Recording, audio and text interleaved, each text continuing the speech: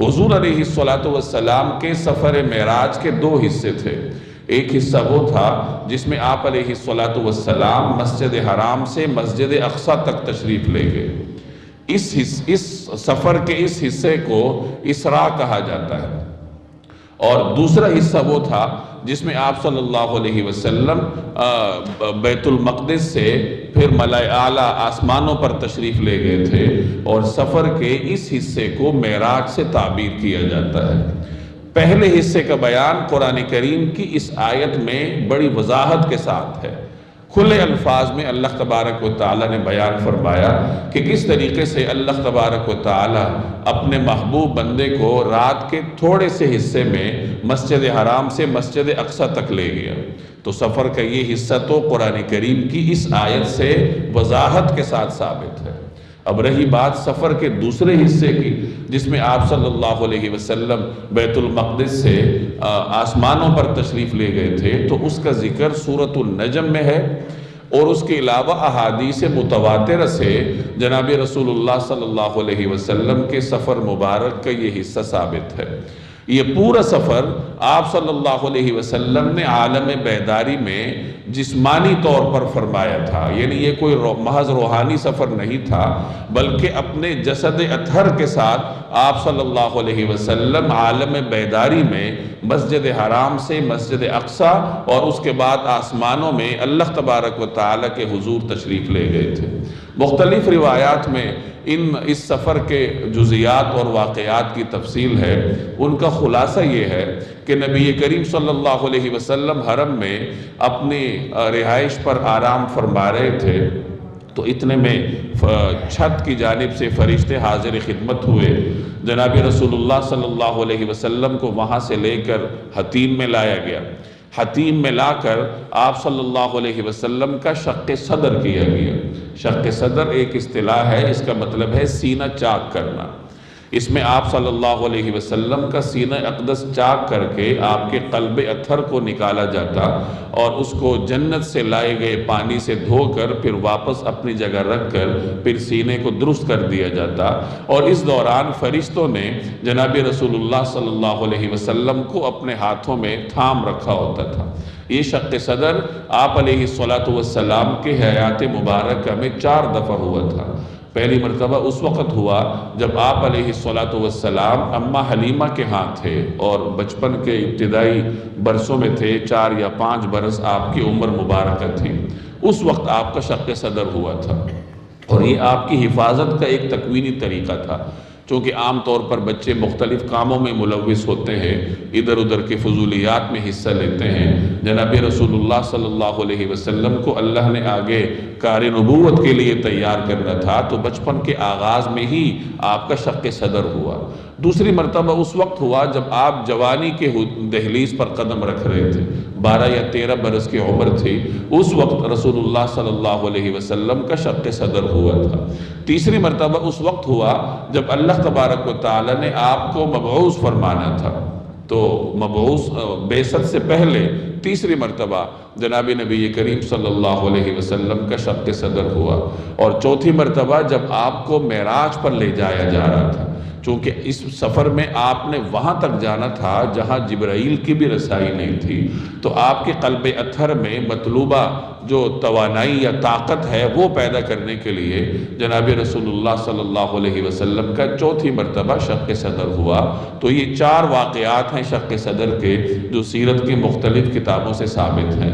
تو بہرحال حتیم میں نبی کریم صلی اللہ علیہ وسلم کا شق صدر ہوا، اور اس کے بعد پھر ایک سواری لائی گئی، سفید رنگ کی سواری تھی جو کہ گدھے سے کچھ بڑی اور خچر سے چھوٹی تھی۔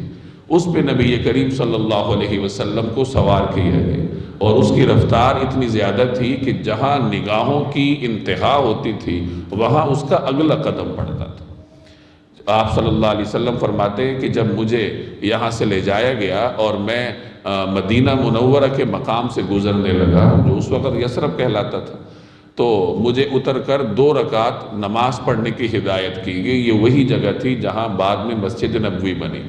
یہاں سے آپ کو آگے لے جایا گیا تو جس وقت آپ کوہ طور پر پہنچے جہاں حضرت موسیٰ علیہ السلام سے اللہ نے کلام فرمایا تھا، تو پھر آپ نے 2 رکعت نماز پڑھی۔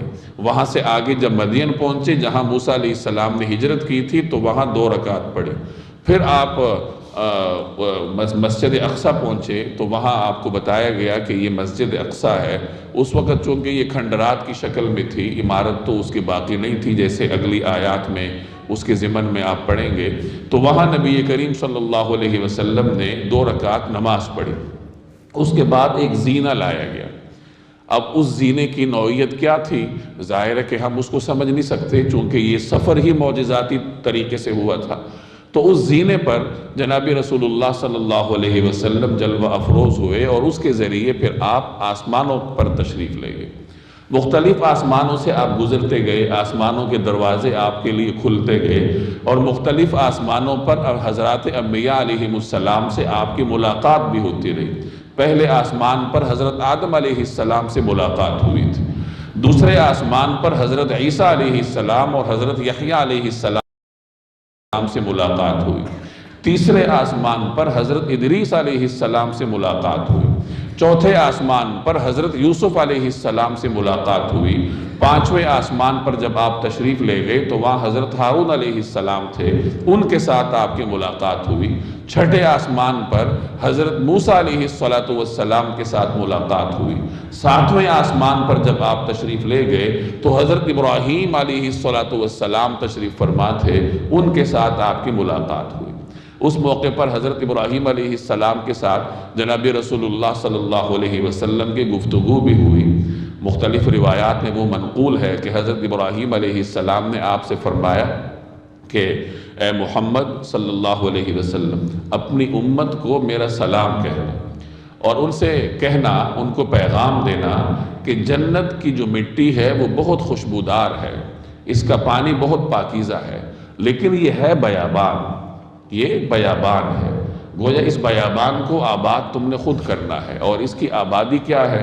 اس کی آبادی سبحان اللہ ہے، الحمدللہ ہے، یعنی یہ تسبیحات ہیں۔ گویا پیغام دیا گیا کہ جنت اپنے عمل کے ذریعے جاؤ گے، وہاں اپنے لیے اگر مسکن کا انتظام کرنا ہے تو اپنے عمل کے ذریعے کرنا پڑے گا۔ پھر آگے آپ کو اس مقام پر لے جایا گیا جہاں قلم کی آواز آ رہی تھی، یعنی جہاں تقدیر ہے، لوح محفوظ ہے، وہاں آپ تشریف لے گئے، سدرۃ المنتہا پر تشریف لے گئے۔ اس سے پہلے بیت المعمور کی زیارت آپ کو کروائی گئی۔ بیت المعمور بیت اللہ کے عین اوپر ہے، جیسے بیت اللہ انسانوں کا قبلہ ہے، بیت المعمور فرشتوں کا قبلہ ہے، اور وہ بالکل اس کی محاذات میں ہے۔ فرشتے اس کا طواف کرتے ہیں، کہتے ہیں کہ 70,000 فرشتے بیک وقت اس میں داخل ہوتے ہیں یا اس کا طواف کرتے ہیں، اور ایک فرشتہ جب ایک مرتبہ طواف کر لے پھر دوبارہ اس کی باری نہیں آتی۔ اس سے آپ اندازہ لگائیں کہ فرشتے کتنی بڑی تعداد میں ہیں، لامحدود ہیں، کہ 70,000 بیک وقت وہاں داخل ہوتے ہیں، اور جو ایک مرتبہ داخل ہو جائے اب قیامت تک دوبارہ پھر اس کی باری نہیں آئے گی۔ یہیں پر رسول اللہ سدرۃ المنتہا کے مقام پر آپ صلی اللہ علیہ وسلم نے حضرت جبریل امین کو اپنی اصلی شکل میں دیکھا تھا، اور اس کے بعد پھر جناب رسول اللہ صلی اللہ علیہ وسلم اللہ تبارک و تعالی کے حضور حاضر ہوئے، اور وہاں پھر اللہ جل جلالہ سے آپ کی گفتگو ہوئی براہ راست، جس کا ذکر سورۃ النجم میں ہے، فَأَوْحَى إِلَىٰ عَبْدِهِ مَا أَوْحَى۔ تو بہرحال وہ مختلف تفصیلات ہیں۔ اس موقع پر اللہ تبارک و تعالی نے نبی کریم صلی اللہ علیہ وسلم پر 3 نعمتیں فرمائیں۔ ایک تو یہ کہ آپ کو بطور تحفے کے 5 نمازیں دی گئی۔ دوسرے نمبر پر آپ صلی اللہ علیہ وسلم کو سورہ بقرہ کی آخری 2 آیات دی گئی، آمن الرسول سے لے کے آخر تک۔ اور تیسرے نمبر پر آپ صلی اللہ علیہ وسلم کو یہ خوشخبری دی گئی کہ آپ کی امت میں سے ہر وہ شخص جو شرک سے اپنے آپ کو پاک رکھے تو اللہ تبارک و تعالی اس کے گناہوں کو معاف فرما دے گا۔ تو یہ تحفے لے کر جناب رسول اللہ صلی اللہ علیہ وسلم واپس تشریف لائے۔ ابتدا میں نمازیں 50 تھیں۔ جب 50 نمازیں لے کر آپ تشریف لا رہے تھے، حضرت موسیٰ علیہ السلام کے پاس سے گزرے، حضرت موسیٰ علیہ السلام نے حالات پوچھے، تو جب ان کو بتایا گیا کہ 50 نمازیں ہیں تو موسیٰ علیہ السلام نے فرمایا کہ اللہ سے کم کروا لیجئے، امت اس کی استطاعت نہیں رکھے گی۔ تو رسول اللہ صلی اللہ علیہ وسلم واپس تشریف لے گئے تو 5 نمازیں کم ہو گئیں۔ پھر آپ آئے تو موسیٰ علیہ السلام نے فرمایا کہ اس کی بھی استطاعت نہیں رکھے گی۔ تو اس طریقے سے کئی مرتبہ آپ صلی اللہ علیہ وسلم تشریف لے گئے۔ جب آخر میں 5 نمازیں رہ گئیں تو اب بھی موسیٰ علیہ السلام نے فرمایا کہ اس کی بھی استطاعت نہیں رکھے گی، تو اس میں بھی کمی کی درخواست کر لیجئے۔ لیکن اب جناب رسول اللہ صلی اللہ علیہ وسلم نے فرمایا کہ اب مجھے حیا آتی ہے کہ میں دوبارہ اللہ تبارک و تعالی سے درخواست کروں۔ تو اس پر اللہ کی جانب سے آپ سے فرمایا گیا کہ آپ کی امت پڑھے گی تو 5 نمازیں، لیکن ثواب اس کو 50 نمازوں کا ملے گا۔ گویا کہ 5 نمازیں پڑھی جائیں گی اور ثواب 50 نمازوں کا ملے گا۔ جب آپ صلی اللہ علیہ وسلم واپس تشریف لائے تو انبیاء علیہم السلام بھی آپ کے ساتھ نیچے تشریف لائے، گویا مشایعت کے لیے یا رخصت کے لیے۔ اور جس وقت مسجد اقصیٰ تک واپس پہنچے تو یہاں نماز کا وقت تھا، تو اس موقع پر جناب رسول اللہ صلی اللہ علیہ وسلم نے حضرات انبیاء علیہم السلام کو نماز پڑھائی۔ اس میں مورخین کا اختلاف ہے، بعض حضرات فرماتے ہیں کہ جب آپ تشریف لے جا رہے تھے اس وقت نماز پڑھے، لیکن زیادہ راجح نقطہ نظر یہ ہے کہ واپسی پر جناب رسول اللہ صلی اللہ علیہ وسلم نے حضرات انبیاء علیہم السلام کو یہ نماز پڑھائی، تمام انبیاء کی امامت فرمائی، اور یہ گویا کہ آپ کی امامت کا اعلان تھا کہ جناب رسول اللہ صلی اللہ علیہ وسلم جہاں اپنی امت کے نبی ہیں، وہاں اللہ نے آپ کو انبیاء کے بھی پیغمبر کے طور پر مبعوث فرمایا ہے، گویا کہ آپ امام الانبیاء ہیں۔